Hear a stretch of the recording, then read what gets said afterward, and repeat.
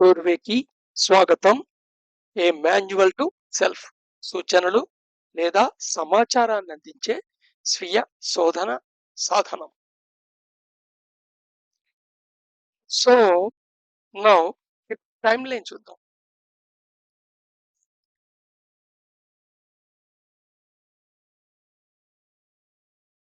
So ఇంతకుముందు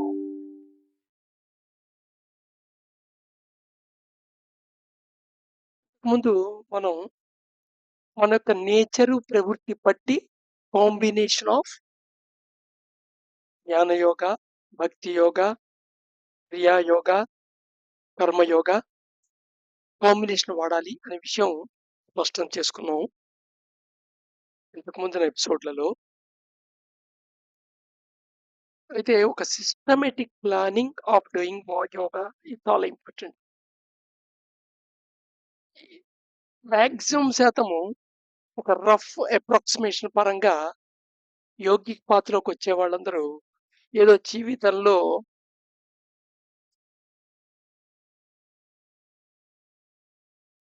బాధాకరమైన ఫేజ్కి గురి అవ్వటము, తీవ్ర వేదనకు గురి అవ్వటము,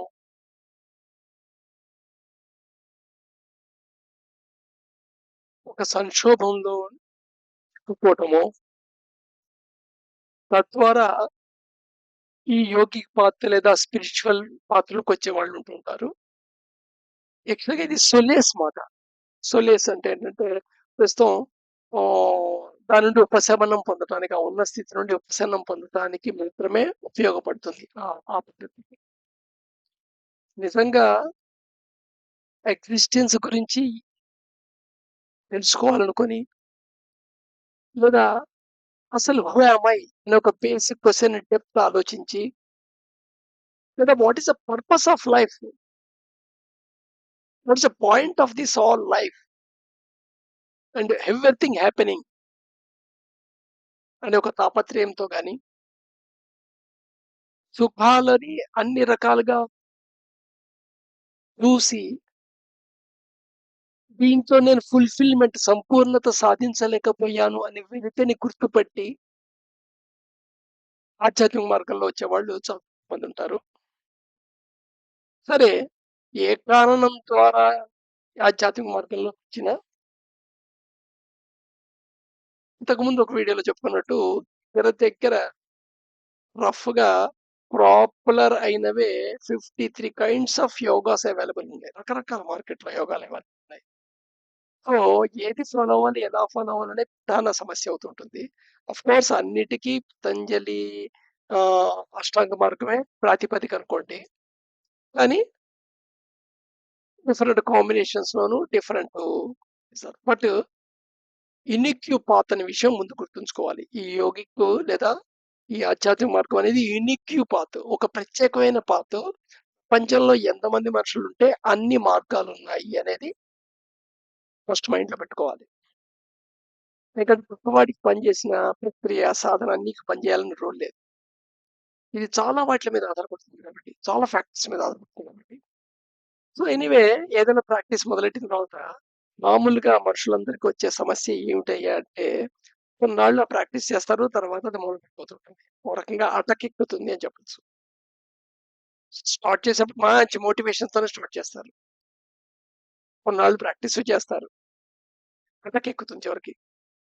కారణం ఏంటి అంటే దీంట్లో ప్రధాన కారణం ఎలా ఉంటుందంటే, ఎవరైతే ఉపశమనము కోసమని ఉన్న కష్టాల నుండి ఉపశమనము కోసమని ఒక పారిపోయే మార్గముగా దీన్ని ఎంచుకున్నారో, ఎలాగో లైఫ్ సిట్యుయేషన్స్ మారుతూ ఉంటాయి కాబట్టి, మారకపోయినా ఉన్న సిట్యుయేషన్‌లకి నువ్వు అడాప్ట్ అవుతూ ఉంటావు కాబట్టి, ఎప్పుడైతే నువ్వు అడాప్ట్ అయ్యావో లేదా సిట్యుయేషన్స్ నీకు కంఫర్టబుల్‌గా మారిపోయాయో, ఈ ఉపశమనం కోసం చేసేది అవసరం తగ్గిపోతుంది. అప్పుడు దాంట్లో నుంచి బయటపడిపోయే అవకాశం ఎక్కువుంటుంది.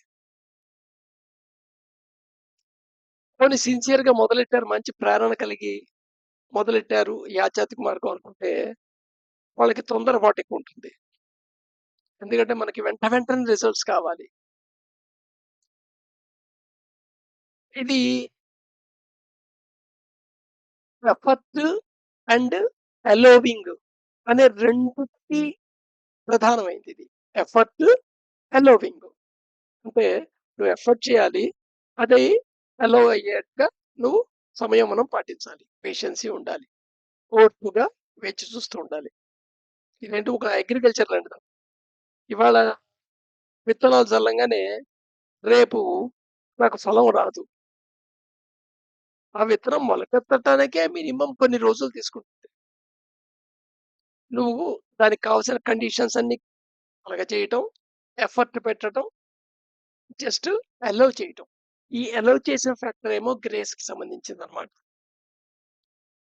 మనకి వెంటనే స్పీడ్‌గా ఉండాలి, ఎఫిషియెంట్‌గా ఉండాలి. ఈ 2 ముఖ్యంగా ఆధ్యాత్మిక ప్రక్రియకే కాదు, ప్రపంచంలో నువ్వు ఏ పని చేద్దాం అనుకున్నా వాటికి అడ్డున్నాయి. Speed, efficiency. మనం నైపుణ్యంగా చేసేయాలి. అందరికంటే బాగా చేసేయాలి. అందరికంటే వేగంగా చేసేయాలి. నిజానికి దీనికి లిమిట్స్ లేవు. సో, సైంటిఫిక్ మెథడాలజీలో యోగిక్ పాత్రలోకెళ్ళటానికి కూడా ఒక సిస్టమాటిక్ ప్లానింగ్ ఇంపార్టెంట్. సామాన్యంగా ఏదైనా వర్క్ చేయాలంటే ప్లాన్ చేసుకుంటారు అలాగా. So, first understanding that followed by practice. ఇది ముందు అండర్‌స్టాండింగ్ అవ్వాలి. తర్వాత ప్రాక్టీస్ అవ్వాలి. ఎందుకంటే విజ్డమ్ అనేది ముందు నాలెడ్జ్ రూపంలోకొచ్చి, నోన్ రూపం నుండి రియలైజ్ అయ్యి, అండర్‌స్టాండ్ అయ్యి, అది విజ్డమ్ కింద మారుతుంది. సో, అందుకని జ్ఞాన యోగ ప్రామినెంట్ అన్నమాట. సో, జ్ఞాన యోగ అనేది ఇది కూడా చాలా పెద్ద ప్రక్రియ. ఒక వాస్ట్ వర్షన్, ఒక్కొక్కటి ఒక పెద్ద సబ్జెక్ట్ లాంటివి.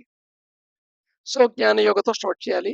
దాని గురించి తెలుసుకుంటూ ఉండాలి. ఈ తెలుసుకోవటం వల్ల ఏంటంటే నోన్ అనే విషయం గుర్తుంచుకో. తెలుసుకుందల్లా అర్థమైంది అని అనుకుంటావు. చాలా ఇంపార్టెంట్. నీకు డౌట్‌లు రావాలి. కానీ ఆ డౌట్‌లకి ఆన్సర్ నువ్వే వెతుక్కోవాలి. అంతేగాని ఎవరో సమాధానం చెప్పాలని చూడొద్దు. జ్ఞానయోగ చేస్తున్నప్పుడు, జ్ఞానయోగలో జ్ఞానం సంపార్జన చేస్తున్నప్పుడు దాంతో అసోసియేట్ అయ్యి ఉంటావు కాబట్టి ఆటోమేటిక్‌గా అది బేస్‌మెంట్ కింద పనిచేస్తుంది ప్రిపరేషన్ చేయటానికి. తర్వాత ప్రిపరేటరీ ప్రాక్టీసెస్ జ్ఞానయోగాలో కొంత జ్ఞానం సముపార్జన చేసిన తర్వాత ప్రిపరేటరీ ప్రాక్టీసెస్‌లోకెళ్ళాలి. ఇక్కడ నీ సెన్సిటివిటీ ఇంక్రీజ్ చేసుకునే ప్రాక్టీసెస్, ప్రిలిమినరీ ప్రాక్టీసెస్ ఉంటాయి. ఈ ప్రిపరేటరీ ప్రాక్టీస్‌లోకే వస్తాయి కొన్ని కరెక్టివ్ మెథడ్స్ కూడా. Food corrective method, sleeping correction method, breathing correction method, simple exercises ఇవన్నీ ప్రిపరేటరీలోకొస్తాయి. Refining exercises. ఈ రిఫైనింగ్ ఎక్సర్‌సైజెస్ ఏదైనా ఒకటి మొదలెట్టినప్పుడు జనరల్‌గా అంటే రోజు చెయ్యాలి అని నిర్ణయాలు ఏం తీసుకోవద్దు. మీరు ఎఫర్ట్ పెట్టండి. వారానికి ఓసారి చేసినా ఓకే. నెలకు ఓసారి చేసినా ఓకే. ముందు అటెంప్ట్ చేసిన దానికి మిమ్మల్ని మీరు అప్రిషియేట్ చేసుకోండి. ఇవాళ చేయగలిగారు ఏదైనా ఒక ప్రాక్టీసు. వెంటనే మీ శరీరాన్ని, మనసుకి కృతజ్ఞతలు చెప్పుకోండి. థాంక్స్ చెప్పుకోండి. అందుకని చెయ్యని రోజులు వాటి గురించి తలుచుకొని అయ్యో! అయ్యో! అనుకోవద్దు.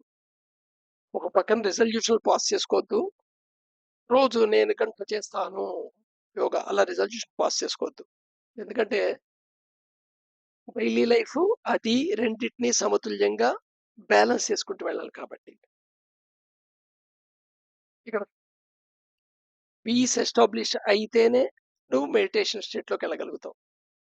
మెడిటేషన్ ద్వారా పీస్ సంపాదించుకోవాలనుకుంటే అది చాలా పొరపాటు. ప్రిపరేటరీ ప్రాక్టీసెస్ సఫిషియెంట్ పీరియడ్ చేస్తుండగా తర్వాత అవేర్‌నెస్ ప్రాక్టీసెస్ యాడ్ చేయండి. ఇవి కంటిన్యూ అవుతూనే ఉండాలి.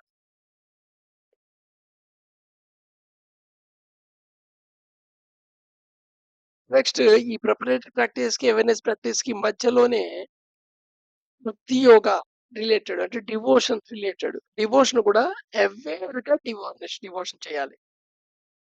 డివోషన్ అంటే ఏదో ఉత్తం చేయటంలా కాదు.